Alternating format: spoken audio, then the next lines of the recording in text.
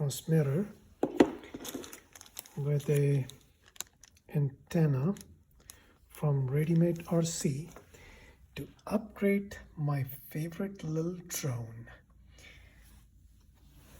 This one is DarwinFPV Ape. So I bought a 600 milliwatt VTX with 20 by 20 mounting holes pattern along with a omnidirectional antenna. This video is for analog FPV pilots. We all love DarwinFPV Baby Ape for its size, performance, and price. Under $100, it's a no-brainer for the first-time buyers.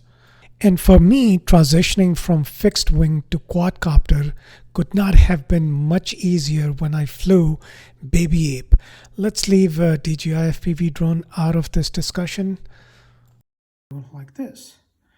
So the antenna is slightly heavier than the one I have, but this drone flies really super nice, so I don't think the weight, few ounces, are gonna change anything. So let's do it. All right, I have never used this meter before, so this is immersion RC meter.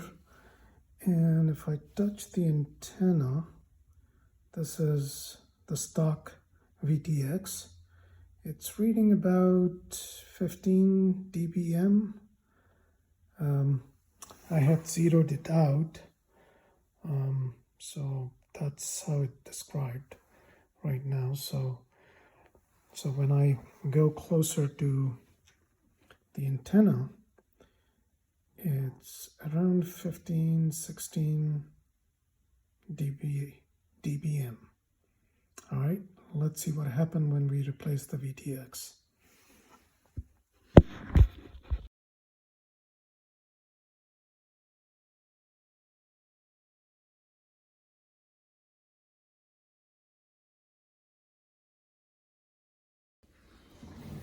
So there's a slight problem in getting this thing to fit.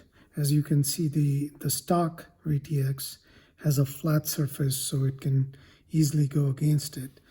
But the upgrade one has components on both sides, and it's not going to be sitting flush. I believe there is enough clearance down below, so that should be okay, but I'm going to have to find some shims to place against the surface before I can go any further. So let me go find some shims.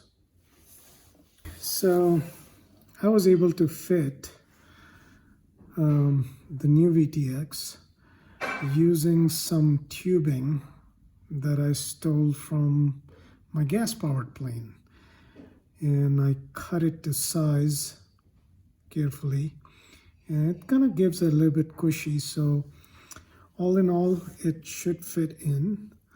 I'm gonna have to get rid of these two wires because I don't need them. The VTX and the camera uses the power supply from the flight controller, so I don't need these 5-volt ground and power cable because the camera is hooked up to the VTX. So with that, I'm gonna remove this connector.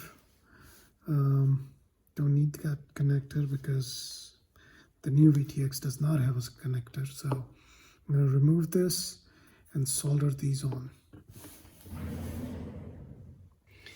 All right guys, it's all soldered up.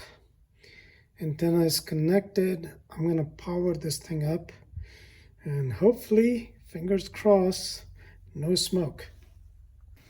Okay, it's working. The green LED, actually I had to power it up manually. So you can see, here's my goggles, I'm getting the image. It's reading the voltage. I may not get the beta flight information, but I'll play around with it later on to see how it works. But yeah, it's working, so I'm gonna pack it up. So it's all packed up, it's ready. The video quality looks okay.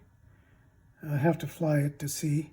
And actually the beta OSD is working, so when I arm and disarm I get the stats. So that's a good sign. One minor issue, and I wish I had seen this beforehand buying the VTX.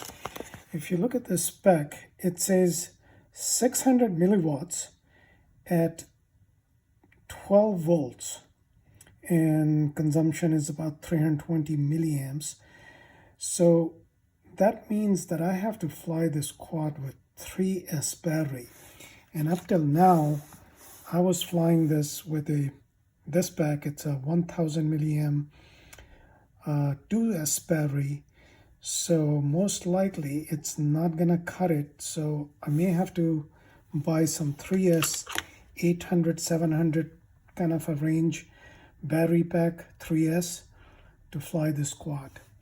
So mission accomplished.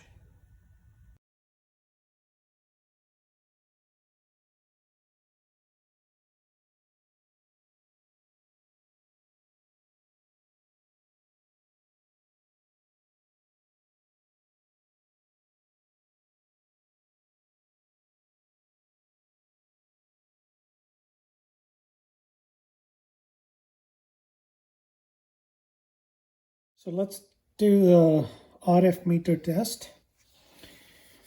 And, oops, it's not in the camera. Yeah, look at that. 49 dBm. So that's pretty awesome.